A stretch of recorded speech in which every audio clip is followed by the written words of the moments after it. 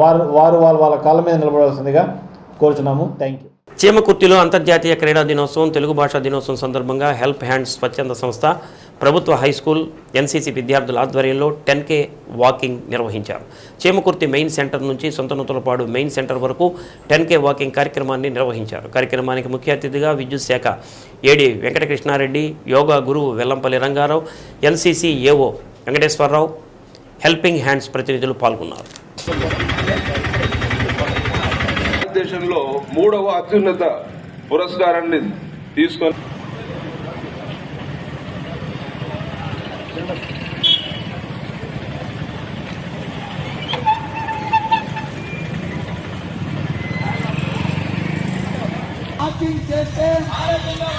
ఆటలు ఆడండి, ఆరోగ్యంగా ఉండండి. ఆటలు ఆడండి, ఆరోగ్యంగా ఉండండి. పేరు తేవాలి, పేరు తేవాలి.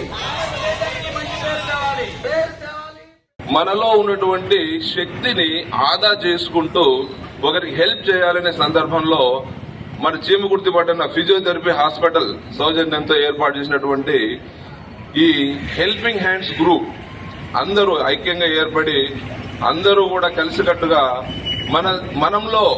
మనలో ఉన్నటువంటి ధైర్యాన్ని వేరే వాళ్లకు పంచి ఆ ధైర్యంతో ముందుకు నడిస్తే మన ఆరోగ్యం బాగుంటుంది.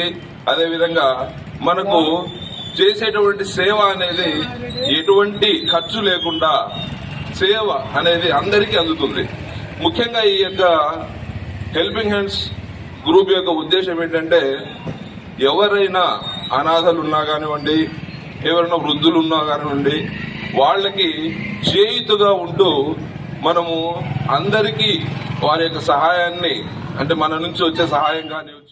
జాతీయ మన క్రీడల దినోత్సవం ఈరోజు, దాన్ని పురస్కరించుకొని హెల్పింగ్ హ్యాండ్స్ ఆధ్వర్యంలో 10K వాక్ ఆధ్వర్యంలో ఈరోజు ఏర్పాటు చేయడం అనేది, ఈ ఆరోగ్యం అనేది ప్రతి ఒక్కరికి ఈ మానవ సమాజంలో మన ఒక భాగము.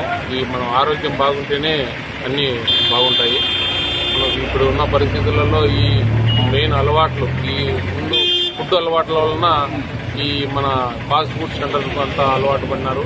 అందువలన మన ఈ లైఫ్ స్టైల్ అనేది చాలా తగ్గింది. ఇప్పుడు మనకు గుర్తుంచుకొని మనం అందరం పొద్దున్నే ఒక వ్యాయామం చేయడము, మన ఆహార అలవాట్లు మార్చుకుంటే బాగుంటుందని నేను అనుకుంటున్నాను. ఈ హెల్పింగ్ ఆధ్వర్యంలో మన వృద్ధులకైతేనేమి HIV సమూల నిర్మూలన